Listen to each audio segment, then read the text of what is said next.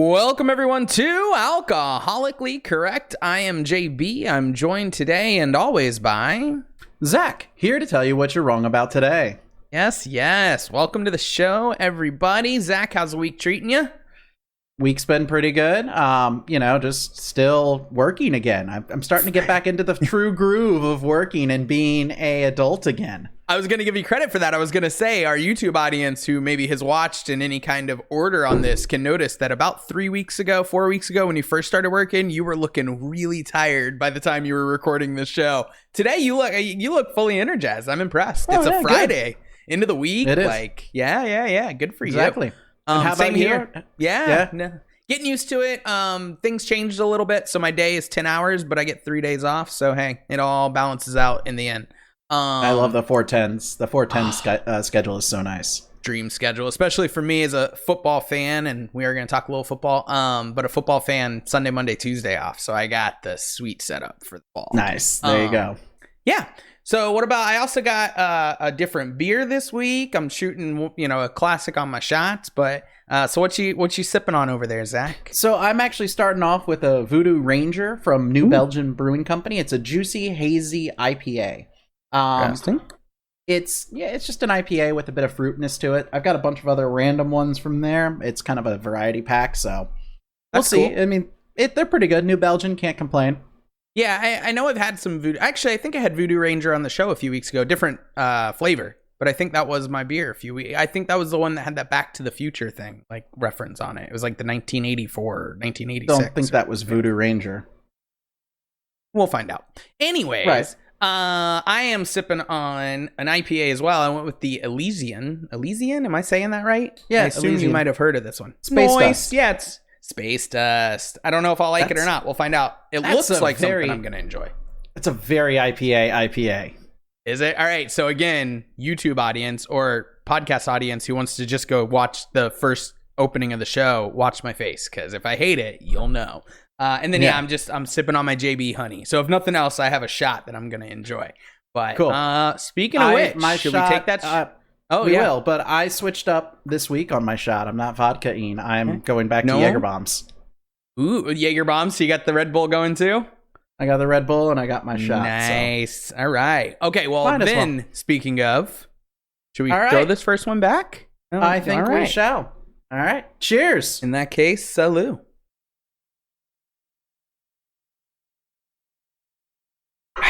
Okay. So like I say, we were going to talk a little football, not football season, not like, wins, losses, any of that.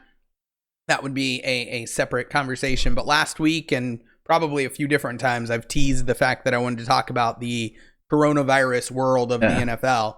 I apparently also promised to wear my Broncos shirt last week. I can't find it. It's somewhere buried in a hamper. So instead I am wearing and by I mean my good buddy Zach's, who I had borrowed, I don't know, 2 years ago. And yeah, I've been looking for that shirt like continually. I'm always like, where is my shirt? And then you like show up for a game and I'll be like, oh, he's got my shirt. And then I don't get it back at the end of the game. Yeah, I was going to say, that's why you have to remember to look everywhere, even other people's closets and drawers, just to make sure. Apparently so, yeah. You haven't really looked if you haven't looked everywhere. One of these days, I'll make sure it's washed, clean, and ready to turn back to you. But not today, because I'm wearing it. But I am wearing my Broncos hat, so I got that going. There you go. But speaking of the NFL, so I was when the first game happened, they had set a stat, and I never could find the exact number of tests they had done. I thought it was something like 28,000 over the course of August. And they did the first game mid-September. They canceled all the preseason, all that. They had a total, I did find that number. Do you know the total number of positive cases that they had from August 1st-ish when they started doing training camps to mid-September when they kicked off for the 14. First game? 7. Okay. 7 total. Yeah. They had, I think it was 5. No, it was 4, and then 1, and then 2. And that was it. And then they did a lot to try and prevent it becoming an issue, making them cancel games, delay games. Spoiler alert, one of the reasons this was worth talking about and something else, it didn't work fully because they've had to cancel games, delay games, and do different things. But it got it rolling, it got it started, and they're trying. They did not do the NHL and NBA bubble idea, which of course I know we were big fans of, especially NHL. I know. Like, I totally thought the NHL bubble was going to be a complete failure. They weren't going to do it. Holy crap. They had over 31,000 tests in total or something ridiculous like that, and not a single positive case. Wow. Sure. Not one. Yeah, no. That's awesome. Now, immediately after the Stanley Cup was won and they went back to Tampa, everyone started drinking out of the same cup, like players and fans alike. But, yeah. but, I mean, up until that moment, it was great. Well, in the NFL, when you win the Super Bowl, what are you doing? I'm going to Disney World. In the NHL during COVID, when you win the, where are you going? Probably the ICU. Yeah. So, just a little different. Every sport has their traditions. So at first it was going really well for the NFL. They didn't do the bubble, but I got to tell you some of the stuff they did. So the facilities, they had to totally lay out the facilities, like a lot of places have had to do, I guess, but to allow social distancing. They shut down saunas. The one that really kind of shocked me, because, these super athletes have trainers and staff to help them do every little thing, tape me up, do that, do this. That was all gone. I don't know if it's still gone. I couldn't really find definitive, it seems like they have staff and all on the sidelines, but for training camp, the players came in their own entrance and out their own exit. They had their own rooms, and they even had areas like workout facilities and stuff where they had a total number of people that could go in that day. I think it was 60 per day into these areas that were tier 1 clearance or whatever, which meant that they had to be in there at some point, whereas they also had a tier 2, which is every once in a while they need approval to go into these areas. So, I mean, they locked that down as much as you can lock it down without, locking it into a bubble. And doing a bubble, which works. Right. But here's the problem. NHL is how many people on a team? You would know better than I would. Do you know what the roster of an active NHL team is? It should be about 25. Now you have 5 players, so you normally have 7. You have normally 18 on a given night, and I think the rosters are 25 or 30 deep is what they can have. Interesting. Okay, yeah. So that's a little bit more. But the NFL is 53 men on the roster. Then you add the coaches, then you add the assistant coaches, and on and on. That's hard to bubble in. You know what I mean? For 30 teams and. Because I'm saying it's not that bad. I mean, it's just get some hotel rooms, you set everyone up, you do a bubble. When you making that much money, think about the cost of one missed NFL game. Think about the cost in terms of marketing and everything there, right? What's the cost of one missed game? Yeah. Oh, I don't actually. That's not why I was just saying you're feeding into the other point I wanted to make, but it's a lot. I mean, you're talking. It's a lot. Millions, right? And so, millions and millions. And I'm sorry, hotel rooms aren't that expensive for doing a bubble. You miss 2-3 games. I think it's just right. But that's what I mean. It's just the logistics, I suppose, of how you would do it. I mean, I guess if you did it that they bubbled up every weekend and they had to be tested by Thursday to be able to play by Sunday or something, but it just because I just can't see them doing a whole season. That was the thing with the NBA and NHL, is that they were at the end of their season, so they were just kind of able to cap off the season and then go to the playoffs. Actually, NHL, did they go straight to playoffs? They did a round robin first and then do playoffs, but again, remember they're best of 7, so it was still a crap ton of games. Sure, yeah, NBA too. No, I mean, and it was a lot of months, but even that, you have a lot of the players that were saying this was tough. It was emotionally tough. It was mentally tough because I don't know about the NHL on this either, but the NBA, they couldn't even have their families in until it was down to the last 4 teams or so. So that was the same situation. And then they had to go through quarantine and testing and everything just to get in there. So, yep. But again, it worked. Exactly. I mean, what were you going to say? They make that money. They make that money. I mean, I'm sorry. Sure. When your salary is millions of dollars a year, it's right. not military people, they have to go to a whole nother country sometimes, spend 6-8 months in isolation, and we pay That's them fair. like $60,000 a year. But oh no, I'm Sure. being paid $4 million to play sports ball, and I can't do this. This is too hard for me. I have no pity. Fair point. Yeah. No, that's a totally fair point. And yeah, it's not that I disagree. I understand where they decided not to go that route. Now, to get into the complications of not going that route, the NFL has had many more cases since the season started than either the NHL or NBA, because as you said, the NHL had none. I think at the very beginning, the NBA had like 1 or 2, and then it was done. They never had them again. And so they essentially cut it all the way out. NFL has already, so one of the reasons I wanted to make sure that we had this conversation was just a cool little nuance of the circumstances. So the Tennessee Titans, good old Rocky Top, born in Tennessee, so you know. Tennessee Titans had an outbreak. They had like 5 players, 2 or 3 staff members, all come down. Yeah. They shut everything down. They canceled that weekend's games. They rescheduled it for a future week or whatever. Like, that became their bye week, which is part of the planning that they put into place to be able to do this. The team kept practicing. The players kept getting together. There was video and photos of them practicing in, you know, whatever, like fields and campuses and stuff. A couple more people came down at some point, I think, if I'm not mistaken. I mean, that would totally make sense because that's how viruses work, especially this one. Especially in a full contact sport. Sure. Well, and so here's what happened. It made their game the next week with the Buffalo Bills end up getting delayed to Tuesday. And a lot of people, because it was very clear to them that the Titans kind of brought the second game, especially, onto themselves, were calling for the game to just be forfeited and the Bills to get a free victory because the Titans were the ones who screwed it up. Well, yeah, that made... And when I first heard it, I go, yeah, that seems like... Especially because they're talking about taking away draft picks as penalty. Like, they're going to penalize the team. It's like, no, penalize them a victory. Here's why they couldn't do that. Part of the pre-season agreement was that if a game gets forfeited due to COVID, that neither team gets paid. The checks do not get written. Wow. And so the Bills would have literally had to give up all of their game checks to take a free victory. It wouldn't be a free victory, as we've just established. It would cost them millions of dollars collectively. Wow. Even for that one game.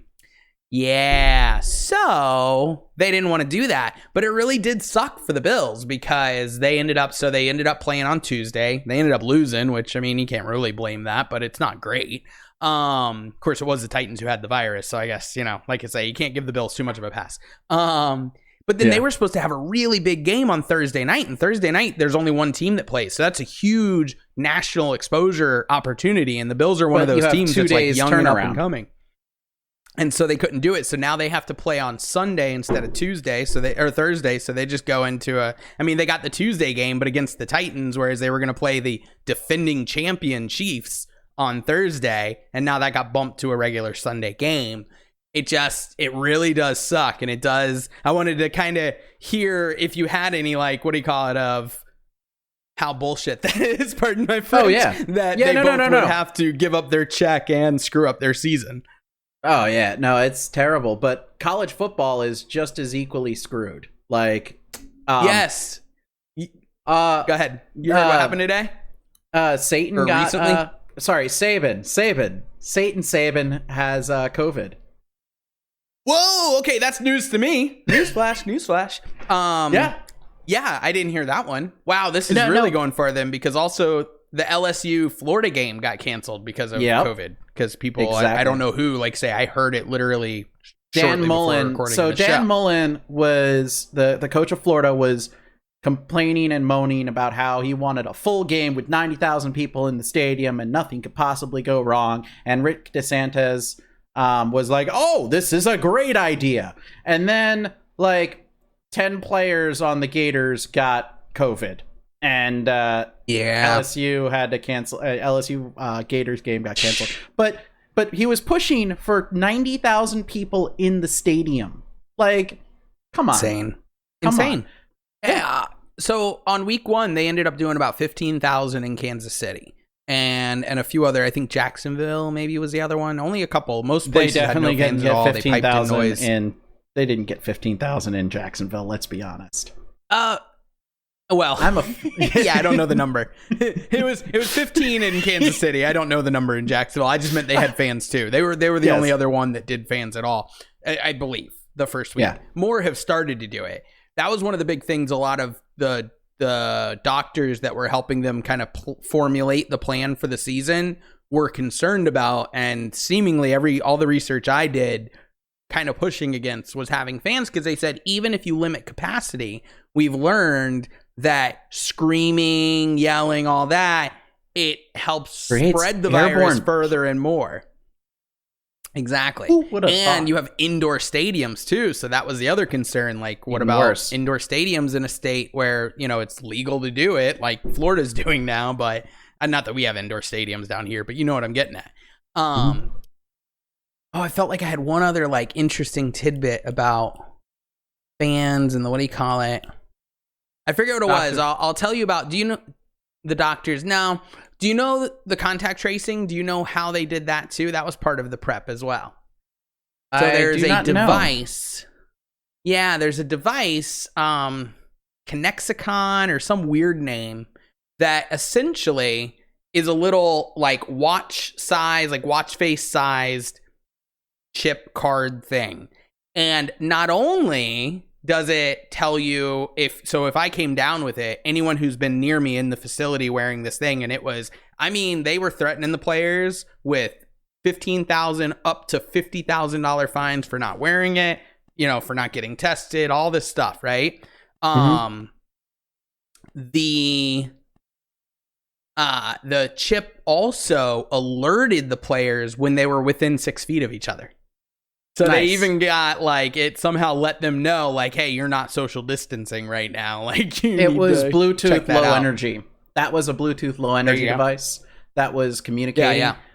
It's not entirely accurate. So I bet a lot of times they were 10 feet away and it complained and moaned. Still went off. And then. Sure. Yeah. But even still, no, that's something good. At least it's a cool way to do. At least, it's a cool way to contact trace. Yep. You're pro contact tracing in general. Right? Yes, believe it or not, I am pro contact tracing. If anyone doesn't believe that, you can go a few episodes back where Zach talks about contact tracing and how it could work and stuff. So that is established. That's in the canon, as they say. But no, yeah. So like I say, I just kind of wanted to share how the football season came together, and then I did want to talk about that with the Titans and the Bills thing, because I know a lot of people were confused. I know a lot of Bills fans, because my wife grew up in Buffalo, who were upset that they didn't just get a free forfeited victory. And it's because the players don't want to give up millions of dollars. Yeah, the whole reason they're playing. Love of the game and all that crap. But let's be honest. Yeah. Bull. I'm sorry. They gave that up with college. Yeah. Yeah, exactly. But yeah, I know the SEC, that was another little thing I came upon, was that the SEC was using those low Bluetooth devices as well for the SEC has had a terrible, terrible time, and there are a ton of sanctions going to be thrown against them for just their complete failure to do anything correct. Yeah. So, yeah, I can't believe Saban has it. Oh my gosh. Craziness.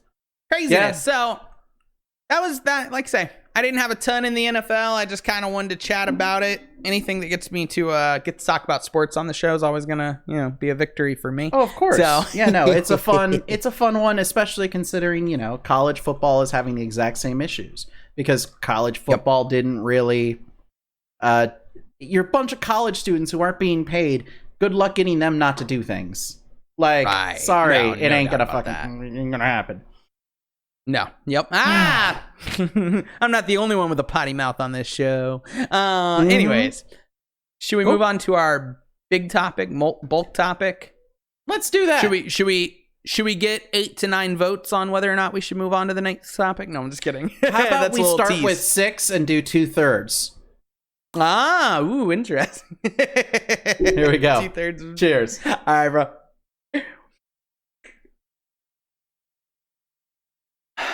So nice. Supreme Court. It is the talk of the town, the word on the street and all that. Of course, we have a Supreme Court hearing going on at the moment to nominate Amy Coney Barrett. I have talked about, so I'm gonna put this out in public consumption. I don't know that we'll do this because she'll be, confirmed by the time that we could actually have this. I know someone who went to law school with Amy Coney Barrett for 3 years, so it was actually interesting because I will go ahead and make mention of this.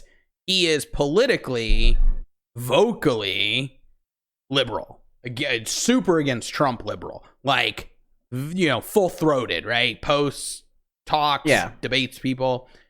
But he did say, before she even got nominated, when she was one of the few finalists, he goes, if it's her, I support her. Because I know that she is smart, that she will follow the letter of the law, and all that. I don't want it to be a big hash out of Amy Coney Barrett. I'm sure we'll talk about it some. But that was just what his position was. You can say, yeah, of course. Cool. You have one guy who went to school with her. You have multiple of her teachers and about like 1,500 other people who went and graduated and like had classes with her who signed a thing saying, do not do this. And I don't know if you've watched her confirmation hearings, but her answer to everything is, I don't have an answer. Literally, if this were a job interview, all she has done is going, so what would you do in this situation? I don't have an answer. Right. But so this person needs I don't have an answer. That's your only one. Like, even here's easy the only lob, like easy ones. Like, okay, what are the 5 basic rights that are given to you under the Constitution? She only missed one, though. She didn't say I don't know. She listed and then she stumbled on assembly, freedom to assembly, right? Okay, I'm sorry. You are literally a constitutional lawyer. This is your one job. This would be like asking a programmer, hey, what do you end a statement with? Oh, a semicolon. That's a guaranteed, you have to know this stuff. Like, I understand where you're coming from. I really do. And here's the thing. So we will bring this up. The only reason that I said I didn't really want to, litigate. We don't have to go long. We don't have to go long. Right. Well, no. And it's not, don't get me wrong. Like Amy Coney Barrett, I have no notes. I don't even have a notepad, so I got her beat. But anyways, But we're going to talk a little bit about the history and the other part of Supreme Court is the court packing debate, so to speak, and people trying to find out if that's Biden's plan if he gets in and all that. We're going to talk about it. But have you watched the confirmation hearings or have you watched kind of the recaps of confirmation hearings? And I haven't watched the confirmation hearings, so this is not a judgment question. I'm just wondering if you've kind of seen more of the highlights. I know you're working and all. I've watched a good bit. Okay. I have it on in the background and you hear it going. Yeah. Because here's the thing. If you dive deeper, like you say, like with that one, she at least started to give an answer. It's a little bit of a civics, you know what I mean? Like a high school civics question too, a little bit. I'm not saying it's great. You're a constitutional lawyer. Yes, you should know that. It looks bad. I'm with you. I'm not trying to overly defend it. But I'm also saying I'm not going to just cast someone out on it. No, but it was an easy lob by a Republican who was trying to go, hey, look, she knows what she's talking. Oh, God. Okay, well, but to that point, first of all, that's funny, right? But also to that point is that at least that was a question being asked that had something to do with the Constitution, not Ted Cruz being like, oh, do you like to play soccer? Do you like to watch football? What are your hobbies? It's, anyways. Hey, while have still you talking raped about anyone? Who Hillary Clinton would have nominated. Right. Yeah. Oh, have you raped anyone? Oh my God, insane. So yeah, so at least they asked real questions, whoever that. Do you remember which senator? I don't, put you on I'm the sorry. spot that asked her about the 5. Okay, it doesn't matter. But here's the big thing that I will say. You had gosh, why is her name slipping my mind? Feinstein, is that right? Sounds weird. I think so. Dianne Feinstein? Yeah. who Democrat, Whatever. super Democrat, vocal, been around forever, who said that the hearings were some of the best she's ever been a part of. She's getting eviscerated for it by the left, but she did say that. You also had, wasn't Jake Trapper, but it was one of the CNN anchors that said, he goes, let's be honest, if we weren't this close to an election, which is what I want to get into, if we weren't this close to an election and Donald Trump had not nominated her, she'd get about 70 votes in the Senate. And pretty much everyone on the panel agreed with him. I'm just telling you, man. I'm going to disagree with you. Those aren't my words. I'm repeating. No, I get that. Okay, I get well, that. you're you're disagreeing with the CNN anchor and all of the panel who, obviously, again, no friends of Donald Trump. No, they of went course. the angle No, I get it. Yeah, but we are still in an election. Except I would disagree with that purely based on the fact that there's plenty of things that I know lawyers. Like I have lawyer friends, and it's like things like leaving off places you spoke and stuff like that is like disbarable material. Like you could be disbarred for that type of crap. Like it's not. That's one. Yeah, it's simple things like that she's screwing up. I hear you. I like you say though. I do think that you have a bit more trouble since I am coming away from Trump's madhouse. I won't even say coming left, even though obviously it's where I ended up falling. But it's just that was the runaway. But that was not my chasm with the Republican Party. It was actually based on the Supreme Court. Because you know this, but for our audience, in 2016, when Scalia died in February, January, beginning of the year, Obama had literally another almost full year to his term. Over a year. 25% of his second term was still there. Well, if it was February, it'd be 11 months, right? You go out in January. Anyways, it doesn't matter. Yeah, I thought it was January, but yeah. Basically 25%. Basically, a quarter of his term was still left. It's not that they did not they did not confirm Merrick Garland. Although I looked into him enough to go, yeah, this guy seems pretty qualified, pretty fair, follows the letter of the law, which is what you should want from a Supreme Court judge. Middle ground. They actually put up somebody. Yep. And it wasn't that they wouldn't confirm him. It's that they refused to even have the debate on the floor for a year, which, by the way, when Donald Trump, for all of our listeners out there who don't know this, brags and dances himself to the fact that he's nominated more judges across the country than any president ever. The reason is because Mitch McConnell was sitting there refusing to even discuss these justices. And he even said that was his proudest moment as what's the name for the lead senator?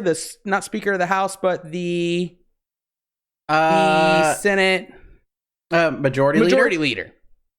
Yeah. That it was his proudest career moment telling Barack Obama, we won't even discuss your judges, to his face. That's not how our government's supposed to work. That is not okay. That's not what we elected you for.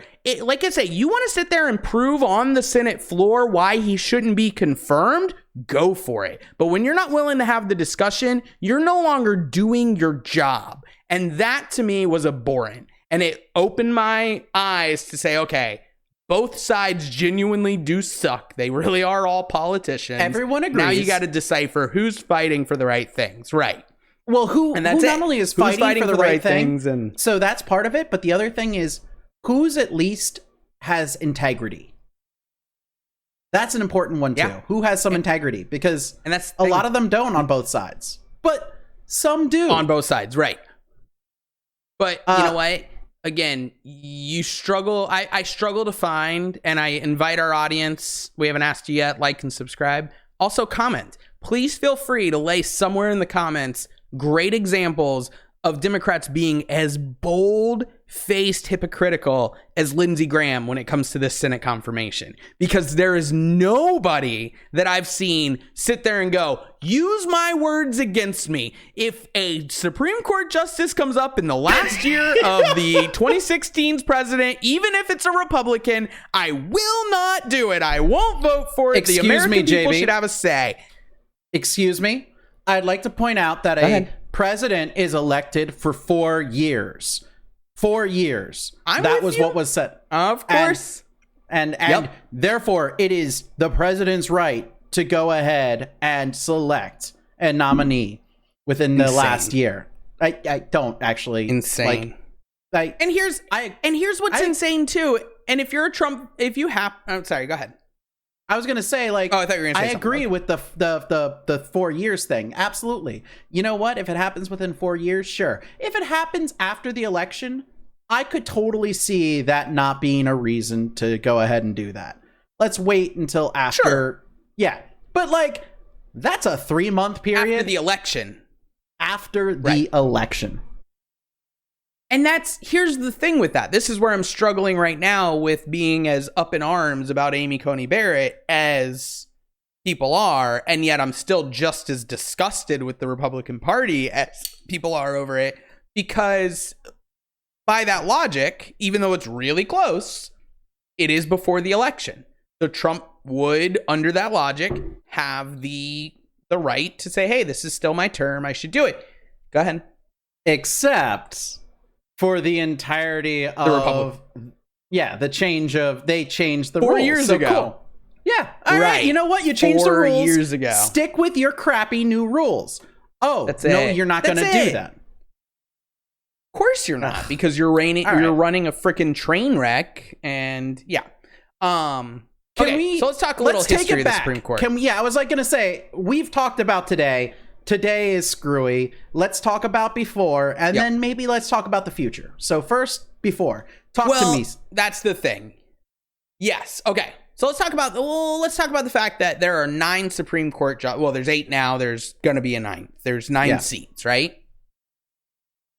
Now, you might think to yourself, not you necessarily, but a lot of people, oh, there's always been 9. 9's the number. It's an odd number, so you don't have any ties, yada, yada, yada. Not true. Not true. Spoiler alert, not true. So, the Judiciary Act of 1789. Did you happen to look that one up? Do you know if I'm right? I know it. I don't know the year. I'm pretty sure that's the right year. I'm going to say 1789. I'm going to go with it. When was 1776. We went 13 years without a Supreme Court. We started off with no Supreme Court. Sorry. Now I'm remembering which bill you're talking about. Yes, you are correct. That was one of the things they decided to make a judiciary branch. Mm-hmm. That was pretty much impotent. Like, it had no power at first. Right. But the idea there being as well that they would kind of be the impartial decider of certain things in the future. That was the idea of forming it. Yeah. Was to have this impartial, non-political decider of certain things, especially when it came to the powers of states versus federal and different things like that.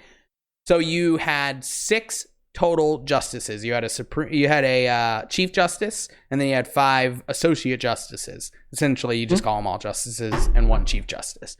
But then John Adams, here's what's interesting.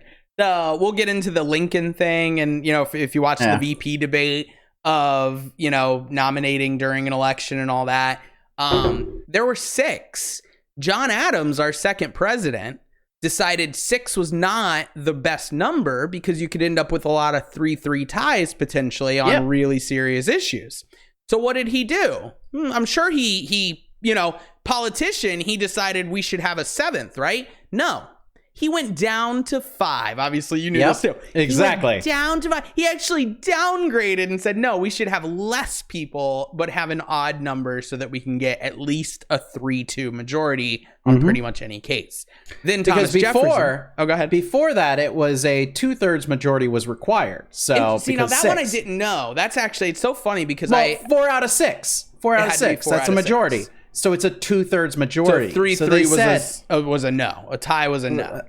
Yeah, and it was a 2/3 majority. That one, one I didn't know because actually, so I was listening to a podcast on Supreme Court history to kind of try and gather some of this info. So wait, you're copying somebody else's work? I'm not. I swear. I just was learning, and learning by podcast is good. Learning by podcast is good. Hey, audience, learning by podcast is good. Like and subscribe. Anyways, so if you didn't realize it, we might be trying to teach you something. Well, every now and again. The rest of the time, we're just yelling at you. and have an excuse to drink and talk about BS. But anyways, so when I was listening, and he's actually a lawyer, that's the funny. So I'll give him a shout out since I stole from his podcast a little bit. It's the Law Father. He's actually based out of Tampa.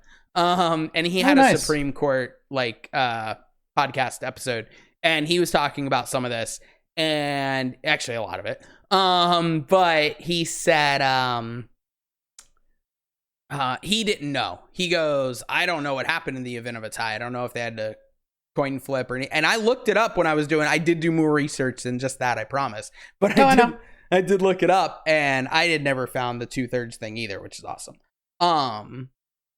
It's okay. That's why I'm here, to tell you why you're wrong. Fair. Appreciate it. See, he's trying to teach me stuff too, guys. So yeah, it's okay. I'll be clear. JB is going to have a lot more information on this than me. I have a very, very limited and unique set of information stored up here for this. Fair. Well, and so going back on track. So we had the 5, we had 6, which apparently needed a 2/3 majority. Correct. Then we had 5. Then Thomas Jefferson came in and he said, screw Wasn't that. Wasn't it 1 year later? Pretty much. Between 1789 and 1807, it went 6-5-6. So that all happened in the course of 8 years. But I thought that the moment we brought it down to 5, Jefferson came in the next year. Yeah. It could be. It very well could be. And I thought it was... Everything you kind of learn about... Well, especially they ran against each other, obviously. But in general, it seems like John Adams was not very popular with the other founding fathers in a lot of ways. And so I'm sure anything he did was like, yeah, screw that. We're doing the opposite of that once we take back over. But anyways, so he went back to 6. Then we went to 7. So we started to follow the circuit courts. Because a circuit is made up by the region, right? So each region is a circuit. So we had 7, then we had 8 regions, 9. During the Civil War, we went to 10 regions for a little while, and we did have a 10th Supreme Court justice. Then in the new, what was it called? The Judicial Act. So the new Judicial Act of I'm going to say 69. I'm pretty sure it was 69. Might have been 96, but 69 is more fun. Yeah, exactly. Everybody loves 69. So 1869, woo, we put in a new Judicial Act, which made it only 9 again. And that was essentially what it was supposed to stay at. Now... Well, hold on. That's not entirely true. Well, no, there were some moves. You're right. I'm jumping ahead because I didn't mention Teddy Roosevelt. I was going to talk, FDR is what I thought was fun. Oh, let me do Teddy's first then. Okay, I don't know the New Deal one, and then you give me that one because I don't know that one. So, in 17, what was 18. No. 18. So that we went to 9. When Teddy Roosevelt became president, he wanted to add 6 Supreme Court justices. You want to talk about court packing? He wanted to go from 9 to 15. Didn't work, didn't go through. He tried, didn't happen. But he was trying to totally change the makeup of the Supreme Court. Now, what happened with FDR? Because I don't know that one. I was so with FDR, I think that was another one for the New Deal. He wanted to, quote unquote, pack the Supreme Court, and they called it the pack the Supreme Court law. And what he wanted to do was say, the moment you turn 70 in 6 months, if you do not, the moment you turn 70, if you do not retire within 6 months, a new Supreme Court justice is added. And it's added up until 15 total. So if you are 70 and you don't retire at the age of 70, a new Supreme Court justice is added. So now you have an extra one. And this goes up until the 15. So if you retire before, you're not necessarily replaced. The minimum was 9. But if you retired before 70, it was kind of a cool idea because it would constantly keep everyone recycling through. Right, which is another big thing. So that's the thing. So that happened. That's a cool idea. I have a feeling. So here's the thing. The debate right now is Biden won't commit one way or the other. He has in the past said that he doesn't plan to pack the Supreme Court, but now he's very like, I don't want to talk about it. I'm not going to say. I'll give you an answer later. That's not true. Yeah, he said that he's going to give an answer before the election. And I mean, the thing is that the question is define packing the Supreme Court. Like, that's the real issue. Because the only reason that we are at 9 is just because that's where the last round of that's where the last one was 1839 or something, right? 69 was right 1869, right? Yeah, right, after right. the Civil War, we went to 10 in the Civil War because we added a 10th region, and then we went down to 9. And we went back to 9. That's the point of today. So the debate of whether or not we should add more Supreme Court justices, regardless of who wins. Which, although we say that, do we really want to say this and then have Trump somehow get reelected and then say, oh, well, let's take advantage of what we're saying? But anyways, it doesn't matter. Trying to make the court not political. There are now 11 circuits to the United States. So if you go historical context, we have had a Supreme Court to the number of circuits for the majority of the time we've been a country, up until we got past 9 again. And so the question is, why wouldn't we look at adding at least 2 more? Although, especially with how politicized the world's become, right? Everything's Republican, Democrat, and left, right, whatever.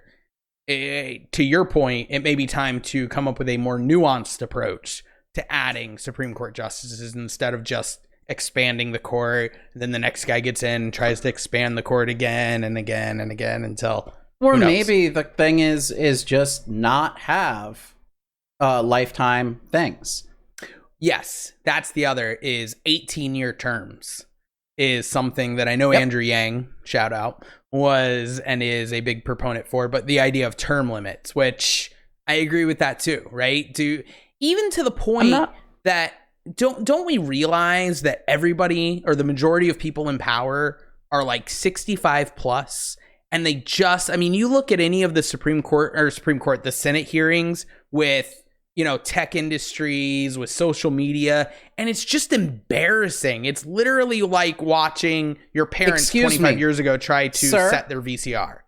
Sir, the internet is a series of pipes, and they can get clogged if you put too much information through them. This is a problem. Well, and the thing is, not to mention, don't you remember from IT Crowd where you can break the internet if you're not careful?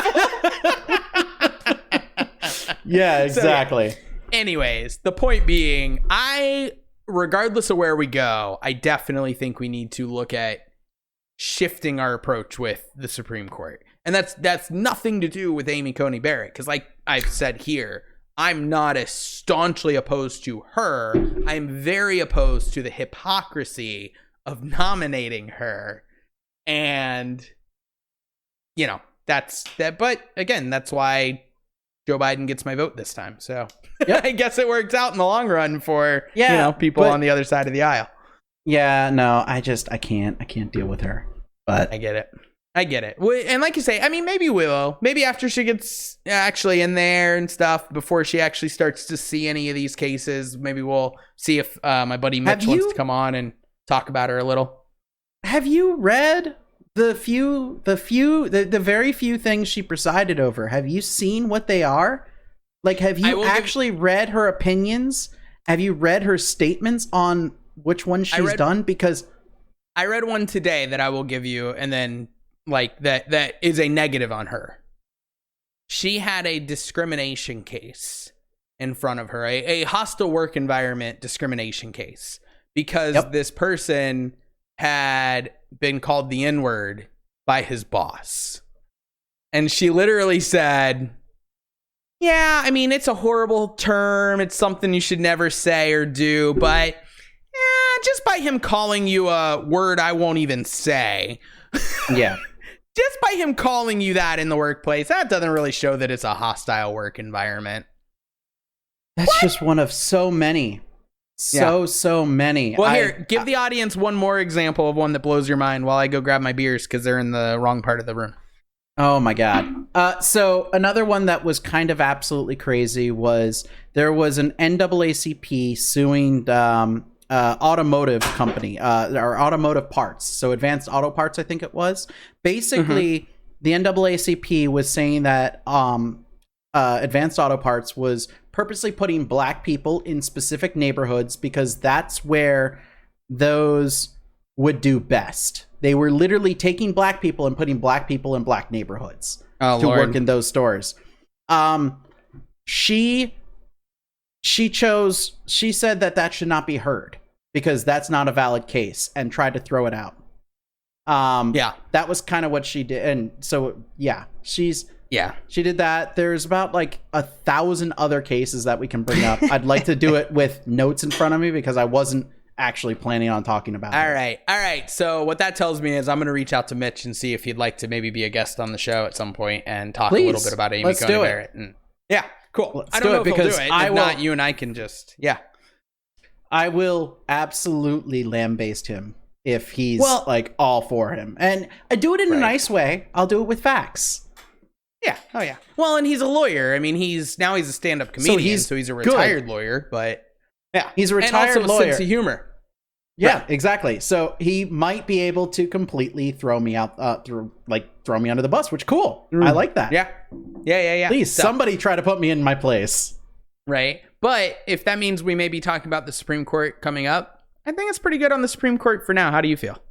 I'm pretty good with that. I don't think I had anything else explicit about it. No, I'm good. I'm good there.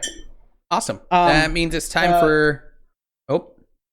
Gotta give me like 3 seconds because I didn't open my thing. That's okay. I'm going to do a little advertisement while you do the 3 seconds. So I am drinking from a brand new glass today, which was a gift from my wifey. The glass is really cool. If you can tell, I don't know, on camera, it is an upside down beer bottle inside of a Pilsner glass. And it is by a little company that sells through Amazon called Dragon Glassware. Really cool. So it is super glass. Lightweight, super nice. It is glass. It's like a very light, thin glass. Yeah, it looks plastic, right? So I had a light, thin glass similar to that. That was a Yingling one that said UCF. And I was walking it back to my living room. And I shattered it in my hand when I smashed it into my speaker accidentally. Is that the UCF one that you've used on previous episodes? Oh, yes. That's sad. Well, you know what? As we are getting to mid-October, what I lied about like 5 weeks ago, your birthday's only getting closer. So maybe I'll actually get you a gift for your birthday, and maybe I'll keep that in mind when your UCF glass went bye-bye. Anyways, just a thought. Either way, let's move it on. Topic number 3. All right, and cheers. Topic number 3. Cheers. All right, so I have this topic. This one is going to be me. Okay. We are in the Halloween season, right? Mm-hmm. So I kind of wanted to talk about some of the local cryptids we have here in Florida. Do you know what a cryptid is? I do not. Okay, so the cryptids. You want to tell me what a cryptid is? A cryptid. Cryptid. Cryptid is an animal, cryptic, I guess, like a cryptic message. I know that. Okay, cryptid is right, but it's a cryptid. It's a animal or being that has a kind of there's no real evidence to suggest that they exist per se, but there is circumstantial evidence that they might be a thing. So, 2 examples that we supposedly have here in Florida are the skunk ape and the chupacabra. Have you heard of either of these? I've heard of the say it again. I can't say it, but I've heard of it. Chupacabra. Yeah, I've heard of that. Chupacabra. I don't know what it is, but I have heard that. I thought it was a real thing. If you asked me if the chupacabra was real, I would tell you 1,000,000% yes. So we don't know that for sure. No, we're actually majority of people think it's not a thing. Scientists are like, there is no real evidence to suggest that this exists. So a chupacabra is actually a what they think it's really is according to Indian legends, mostly the Seminoles here in Florida. A chupacabra is no, we don't talk about them. Florida State Seminoles. Yes, but Hey, I know I'm wearing UCF. I'm a Hurricanes fan more than anything, so I hate Florida State. But you said Seminoles, I had to say it. But anyways, go ahead. Fair. So the chupacabra for them is actually a skinwalker, so it can take the shape of just about anything. It's a bloodsucker, and that's kind of what it does. It can suck the blood out of something with two little like vampire-like teeth, and it looks like a kind of like a shaggy dog in its natural state, but like you actually said it technically can shapeshift? It can shapeshift. It's a werewolf style. And okay, actually, so if you had asked me if you asked me if a chupacabra existed, I would have said of course. If you explain what a chupacabra was supposed to be, I'd say fuck no. Anyway, sorry, go ahead. Yes. No. So yeah, the chupacabra that's what it is. Now, some people, that's what it is in the Seminole mythology, is that it's a shapeshifter type. So it can take the form of just about anything. The name chupacabra, I believe, means, or the Seminole word for chupacabra is actually the name that South America uses, I believe Mexico. And the Seminole word means horned owl, but is the direct translation, but it changes shapes. Whatever, weird stuff. But basically, there is the thought that a chupacabra lives in the Everglades, or chupacabras live in the Everglades. Okay. That's kind of the first cryptid that we have. The second cryptid that we have in Florida is the skunk ape, which the Seminole word for it describes. I've never heard of that one. Really? You've never heard of the skunk ape? No. That's surprising. The skunk ape is the Seminole word for it is unpronounceable to me because I am not Seminole Indian. And it basically translates to giant cannibal. Which is something. Fair enough. Yeah, it's something. So the skunk ape is a Bigfoot. It's a Sasquatch. But it's not just like a Bigfoot. The special part about a skunk ape is, again, it lives in the Everglades, and it is smelly, like smelly. But it doesn't. But it's not literally like a skunk. It doesn't like spray smell at you. No, but the reason that they call it that is because it supposedly smells so bad that you smell it like a mile away before it gets to you. Oh, wow. Yeah, and there have been multiple sightings. So the chupacabra, it is what it is. There's not been many sightings. We've pretty much determined from a scientific standpoint that chupacabras are just dogs with mange, or wolves with mange. Mange is a disease where the fur doesn't really stick and it makes them look kind of terrifying. But the skunk ape, that's a different story. So we have multiple firsthand experiences of the skunk ape, and in fact, like, we're talking hundreds of years that the oral history from the Seminoles are talking about skunk apes. It's not a new phenomenon. In fact, there were sightings in the 1950s and 60s, like, that they marked down. They did this for the skunk apes existing. In fact, in the early 2000s, there was an incident where, 1990s. There was an incident where a guy ended up hitting a skunk ape, and when he hit the skunk ape, he thought he hit a person in like a dark suit, but instead what happened is the moment he hit that, like, it got up and walked away, and he realized it was like an 8-foot tall creature that just walked away, and so he just drove off because he was like, what? There were also multiple other reports that same night.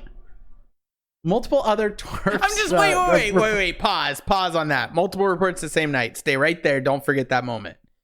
So he hit something with his car.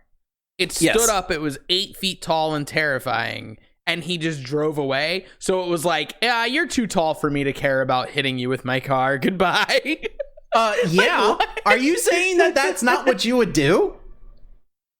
I mean, I'd call somebody at least. Holy smokes. This was the 90s. It just hit something 8 feet tall.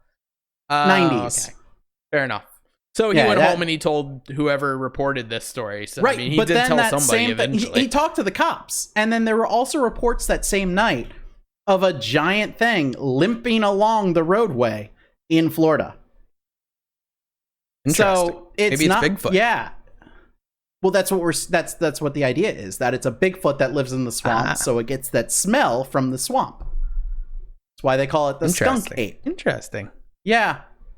But yeah, no, it was kind of a fun story. I just figured since we were talking about just something fun to talk about since we're in Halloween time. Yeah, Halloween. No. It's really cool. And what's funny to me, here's my takeaway from all that. I've heard of the chupacabra, and yet I had no idea what it was. And after hearing what it is, I don't believe they exist. At least to the I think what you might have been thinking of what is the chupacabra. The kookaburra. It's an Australian thing. It's a little tiny thing about this big. It's kind of cute looking. It's fat and it's chubby. I couldn't describe it for you. It's possible. The chupacabra sounds like the name I've heard. Kookaburra. No, I know, but I'm is saying the real what one. you described, the word sounded familiar to me. Mm-hmm. But when you described it, it sounded totally. The other one I've never heard of, and yet from the way you're describing it, it seems more believable than the chupacabra that I've actually, which shows us that we as humans have always, not just in 2020, talked more about the BS crazy conspiracy theory stories more than the actual truth. So at least it's nice to know that 2020 is right on brand. Well, so actually, the thing that's crazy is that there are plenty of examples of great apes that have lived in North America and have gone extinct, as far as we are now. A long time ago, gone extinct. But if, for example, you take a look at the Everglades, which are some incredibly giant area of unexplored thing. Think that we were down to like 400 panthers in Florida or something like that at one point, and people haven't seen them, but they still exist. And maybe skunk apes exist. I'm not necessarily sure I agree, but there's a chance. Maybe chupacabra exists. Who knows? No. I liked it. I thought it was awesome. Right? Exactly. I just thought it was something fun for Florida. I appreciate it. Yeah. Very Florida topic, which, let's be honest, the majority of the people who are listening know us. The majority of the people who know us are in Florida. So it's it's a very appropriate topic for our audience. Cool. I don't have a lot to add to it, though. I just tried to add some, my perspective on it. It was just kind of fun. Did we have any other? No. I loved it. I appreciate you sharing that. And like you said, it's eerie creatures, very October appropriate, especially this episode will come out a week from tomorrow. So that'll be much closer to Halloween. So it will. So whatever day you're listening to this, look at the day it was published and then go a week from the day before. And that's when we recorded it, if you want to know for some reason, which you probably don't. But anyways, Zach, anything else you want to leave our audience with other than, of course, us begging for likes, subscribes, and reviews? No, that would be it for me. Yeah, I think that we're pretty good. Honestly, if anybody ever has a suggestion on some stuff we should talk about, we're happily and willing to go ahead and take suggestions. True story. Yeah. Throw us some topics you'd like to hear us discuss, or at least, kind of deep dive into, and we'll be happy to do, or at least drunkenly pretend we know what we're talking about. We're happy to do it for you. So on that point, then, as always, Zach, we may not be technically correct, but we will always be alcoholically correct. Cheers.